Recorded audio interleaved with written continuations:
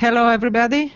Welcome to the first ePort weather briefing in 2006. Just to introduce myself, my name is Tanja Renko and I work as a senior forecaster at National Meteorological and Hydrological Service Croatia, and on the right side is a picture of Ivan Smiljanic, and he will shortly say a few words about new RGB tool on EUMeTrain webpage.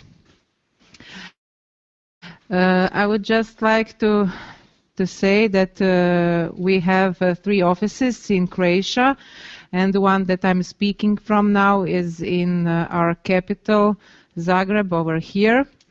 And here is a nice photo from this morning when it was still sunny, and now it's cloudy with 5 degrees Celsius. And in the late evening and night, we expect some precipitation.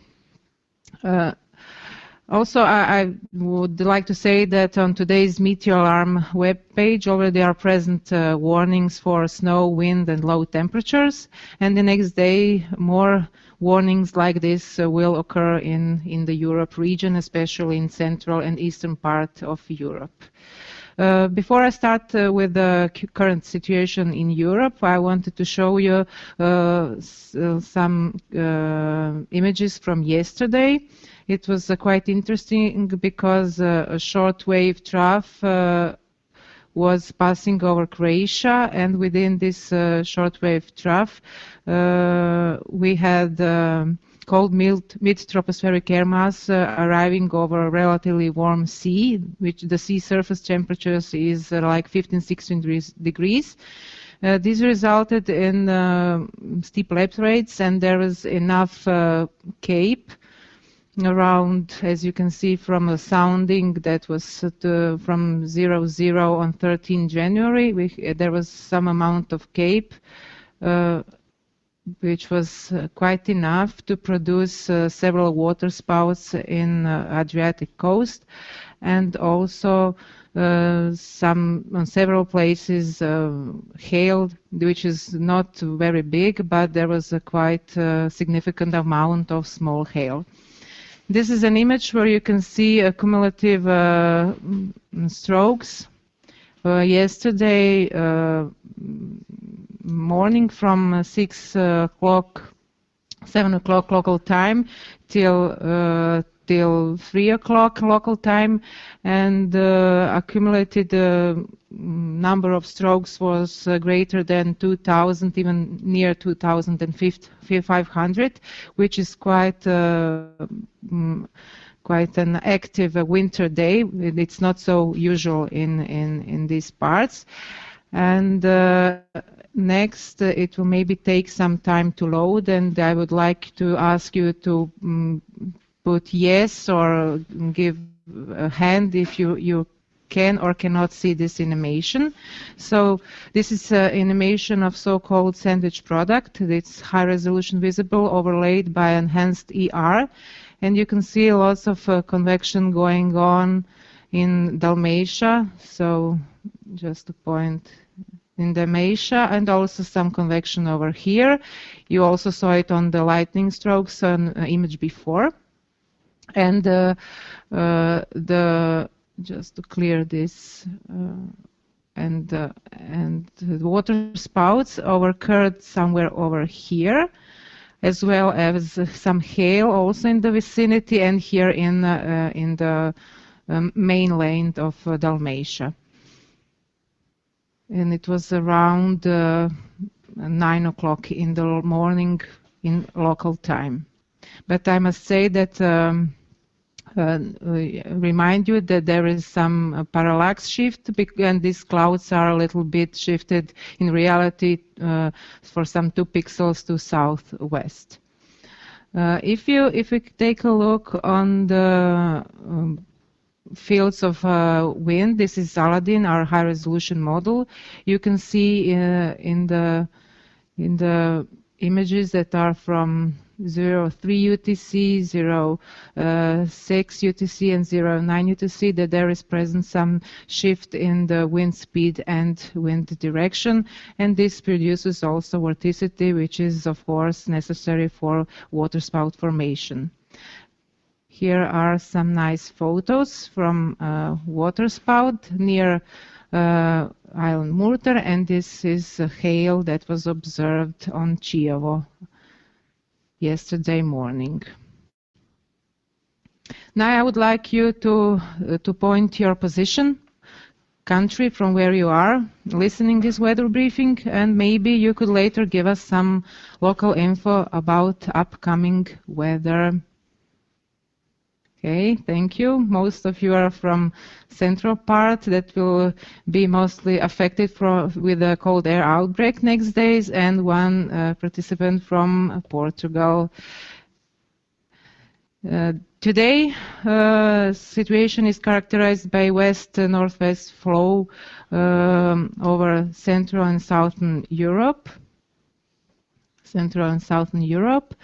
And here we have quite warm air situated over southern part of the Europe. This is on air mass RGB in greenish colors, and on northerly we have colder air mass and also quite a cyclonic activity, and these two air masses are divided by strong jet stream.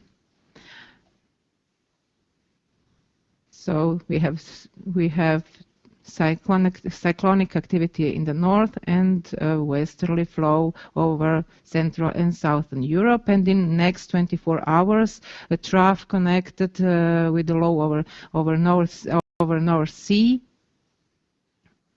will deepen, and the Arctic cold outbreak, which started already over here. Oh, sorry, it was over here.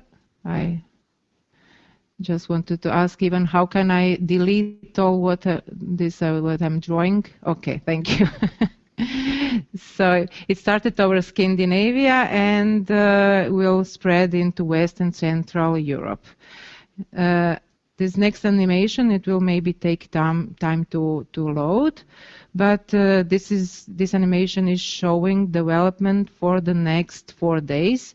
Most of the Central and East Europe will be under the influence of a deep trough and cold air outbreak. Can you see the animation? Can you please put yes if you see it? Okay, Ivona is not seeing it. We will just wait a little bit until maybe she gets the image uploaded, and then we will go to the next slide. So you can nicely see the cold air that is within deep trough coming to the central and eastern and southeastern part of the Europe.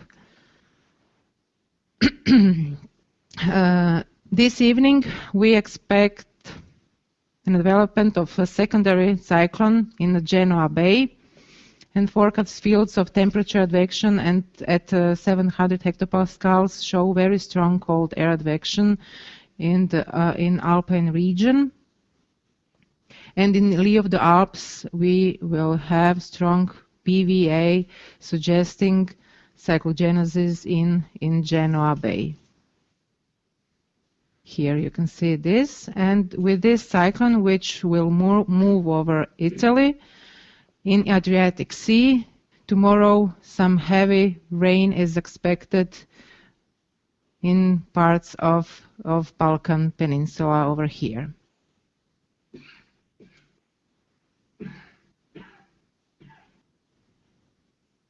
But most impressive is advection of cold air and drop of temperature, especially in the beginning of next week. This is, I must point out that this is Sunday midday. This is showing the temperature on 850 hectopascal. And next slide will show forecast temperature on the ground on Sunday morning, showing that most of the countries will have colder weather than usual. With a strong cyclone over Central and Eastern Europe, and with a high pressure over western parts of Europe, there will be a strong gradient between these two systems, and most of the Europe will experience quite windy conditions, especially over Mediterranean here, also over Adriatic coast over here.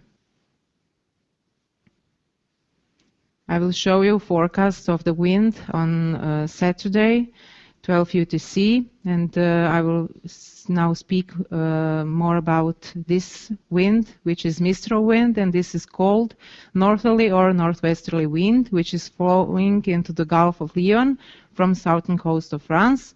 Although strongest in the Gulf of Lion, in its effects are often felt past Sicily also, and in the eastern port of Mediterranean basin. As you can see, these strong winds are also present over here. And wave heights associated with Mistral are commonly 5 to 6 meters and have sometimes reached the maximum of about 9 meters. And if you are more interested in Mistral, you can also find some interesting case studies on EUMeTrain web page. The Mistral is most common in winter and in spring, with the strongest episodes tending to occur in transition between these two seasons. And the wind is characterized by sinking of cold air over the mountains and then funneled through the Garonne Valley between the Pyrenees and the Massif Central, and through the Rhone Valley further east between the Massif Central and Alps.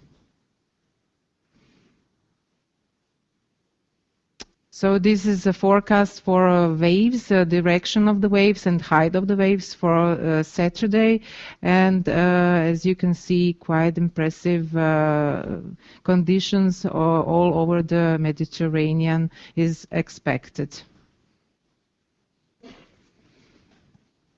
So creating high sea states throughout the entire region.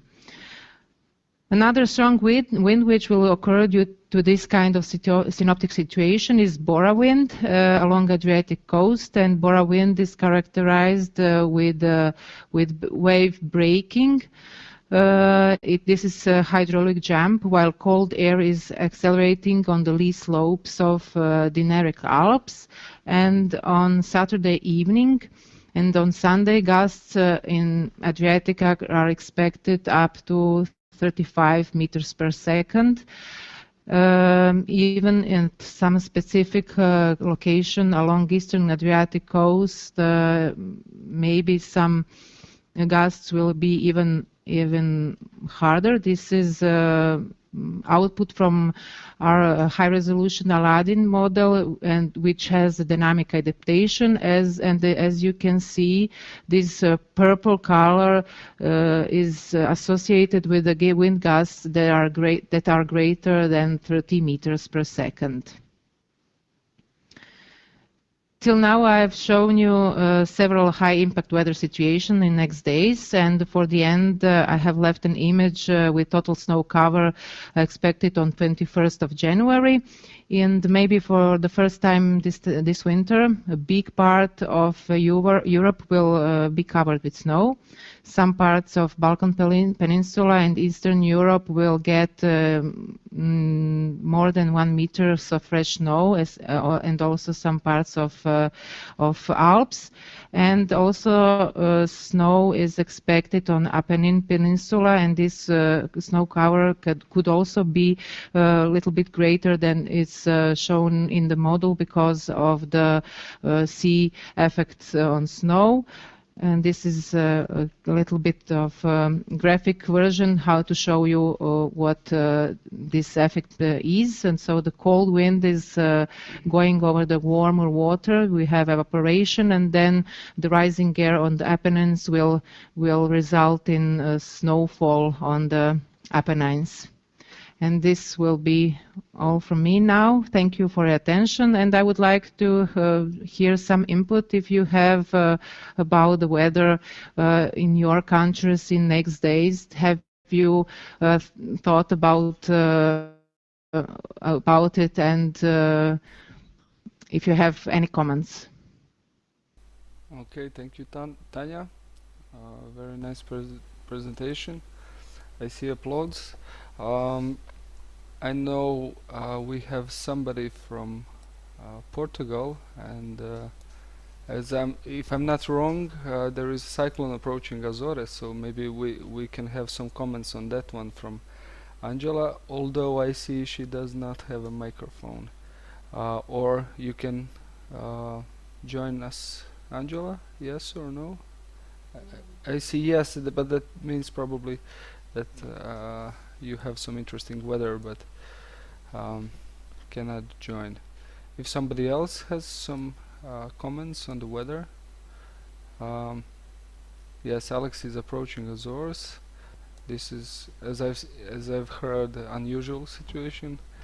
Um, but okay, more details maybe next month. We have a red warning will be issued, says Angela. I guess this is reasonable.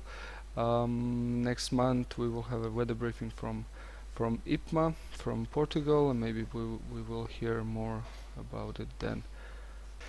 Okay, if you don't have any further comments, I will just go through few slides.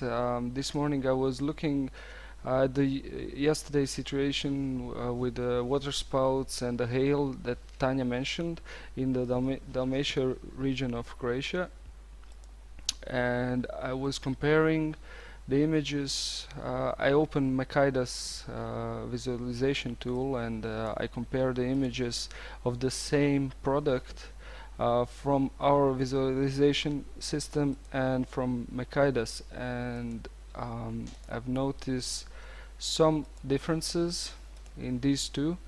Um, if you can concentrate on this region, just give me a second. You will see that in this small part there is a bigger difference between these two images. Second one, which is done by Makaidas, is enhancing very much the high resolution visible channel to only 30% of reflectivity. Therefore, the highest reaching cloud top can do reflect even more and can be better visible than in this, well, the same product but less enhanced. How do I get this product? Well, as I said, as Tanya already mentioned, this is a sandwich product consisted of high resolution visible channel and overlaid with infrared 10.8 channel that gives you temperatures. So the first component is high resolution visible channel, and what I did, I just overlaid with 70% of transparency from the 10.8 channel, which looks like this, and altogether you get something like this. So you see how powerful visualization tools can be if you spend some time on adjusting the ranges and the enhancement of different components. So this is 70% transparency, and this is the full infrared channel, 100%, well, 0% of transparency. And what it came to my mind is how could you check the temperatures on this image? Well, this channel is window channel, and it gives you more or less the clear image of the temperatures in the atmosphere and on the ground if there are no clouds. So by using Makaida's tool, it is very easy to do that. You just click the middle button and temperature pops out, the brightest temperature of the channel. But I was thinking, how can average user check the temperature of such system or bare grounds? And what came to my mind is actually the new tool we have in the EUMeTrain, we developed at the end of the last year and published. It is called RGB color interpretation tool, and it what it does, it gives you you simply choose the RGB you are looking at, and you just hover, click and drag over the image if you have image in the background, and these bars move and you see the actual temperatures in this region. It gives you all the beams of the particular RGB. You can choose between many of the standard RGBs, and you can see the each component of the particular RGB. So I see we have a lot of time, and I was expecting to be like this. So what I would like to do a small exercise. We will try to check the temperatures on this scene by using this tool, and of course we cannot do it with a sandwich product, which is not standard part of the RGB color interpretation tool, but we will use another RGB. But before that, I will ask you to go to EUMeTrain.org, and while there you click on the resources, and then you have drop down menu, and please choose color interpretation guide. Give me know if you don't understand what I'm talking about. If you are following me, if you're silent, I'll take it as yes, that you follow me. So go to resources, color interpretation guide. Once you open this page, you will see it like on this slide, and probably or I'm almost sure you will have this download button to download the color interpretation tool. Once you click this button, you will see something like this. This tool is made to be straightforward to use. More or less all you have to do is click on the step 3, download this exe file, and simply after downloading it, you just click on it and open in your Windows. There is a slight chance that you don't have few options, standard options in the Windows, and therefore you have to do some installing prior to opening the exe file, but this might take some time, and probably we will not wait for those that cannot open it at once to do all these steps. We will continue with the people that can open the tool now. So please go download the tool and give me yes if you see it on your screen. Okay, I have all the yeses, which is very great to see. So I can go to the next slide, and I present you the dust RGB image.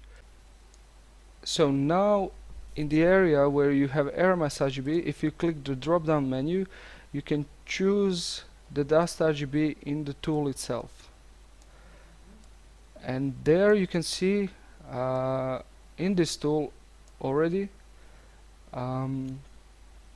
that this dust RGB is consisted of 3 components: red, green, blue, of course. And on the red beam you have 12.0 minus 10.8 channel, on the green 10.8 minus 8.7, and on the blue beam 10.8 channel, pure 10.8 channel. And this is the reason why I have chosen dust RGB, because on the blue beam you should pick only the 10.8 channel and probably the temperature of the cloud and the bare soil or the sea. So my question is, can you read the temperature of the cloud, and next to it, can you read the sea surface temperature?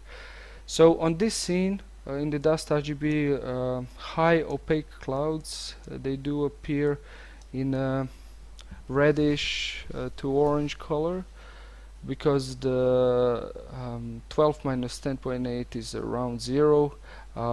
We have ice particles which do not which have a lower contribution from the green beam, and of course the blue beam is very low because we have low temperatures, so we expect yellowish orange to red for high opaque clouds, the full red color. First, if you want to, I have encircled the area where the highest tops of the clouds were situated, and probably you already can figure out that if you want to check the temperature of the cloud, you see that the range is not enough in this RGB. So the lower starting point for this RGB for the range is 261 Kelvin, and we all know that the higher tops of the clouds are much colder than that. So I guess we cannot do this with this RGB, but if you can read the temperature of the sea, and the bare sea gives you the bluish color, this is a cloud-free area, and please check the temperatures anywhere over the sea, and if you can type into a text chat to see what did you get. So Tanya tells me that she's not really clear how to do that. So once again, you click and drag, you press on click and drag, and you hover over the area you want to check on your image. If you can do that, you will be able to read the temperatures of any of the pixel, not the temperatures, but the components of the RGB. But in this case, the blue component of this RGB is pure 10.8 channel, which gives you the temperatures. So we are lucky to read the temperatures with this RGB tool in this RGB setup, dust RGB. Okay, I have first results 284, which would be around 11 Celsius, even lower, some lower value pixels, 289, 285, even up to 285. Well, this is not 100% correct, because during the rendering process of the image, the colors may mix, and I have uploaded slides and changed the format, and then again you have mixing of the intensity of the particular color beams, but more or less this should be correct. I see more or less everybody made it. Tamara 284, so this is 11 again Celsius. I give you the solution, which I made with the Makaidas tool, using only 10.8 channel, and this channel gives me on 1 decimal point 285.4 kelvins. This is the maximum I've managed to find of the pixels, which refers to 12.54 degrees. I've checked the readings over remote islands of Croatia, somewhere around here. The temperature is today 15 degrees, so probably lower on the very surface of the sea. So I guess we got the reasonable numbers with Makaidas tools, well, with the remote sensing of the satellite, and of course with the RGB tool. Now you see that I managed to read the temperatures of the highest tops, cloud tops, and the minimum pixel was 220.2 Kelvin, so minus 53 something, which is reasonable. And how can we do it with this tool? In this case, we would have to choose another RGB which has the 10.8 channel but with another range, and that would be, for example, if you go again to a drop down menu of RGBs, if you go to day microphysics RGB, you see that the range comes from 203 Kelvin to even 323 Kelvin. So I guess with this tool we would be able to read even the temperatures of these high clouds. For the demonstration I have chosen dust RGB, but now you see that even the colder cloud tops can be picked up. Well, the temperatures of these clouds can be picked up with another RGB picker. I hope you got some feeling about this tool. It's quite powerful. It's very simple. It's basically color picker with designated ranges for each color beam, and altogether this gives you a very neat way to analyze your RGB images. Well, at least the standard RGBs that we all use on daily basis.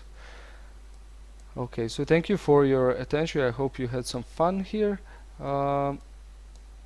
What else I have to say? Nothing, not much more. I would like to thank you for your attention, and I would like to thank to Tanya once again for giving us the short introduction into weather that is coming and into analysis of the yesterday's situation.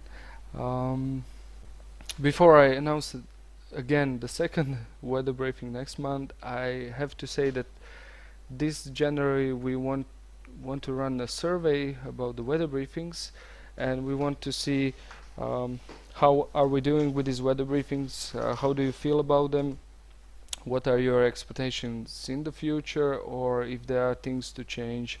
We will gladly accept your opinions and collect them and run the incoming weather briefings accordingly.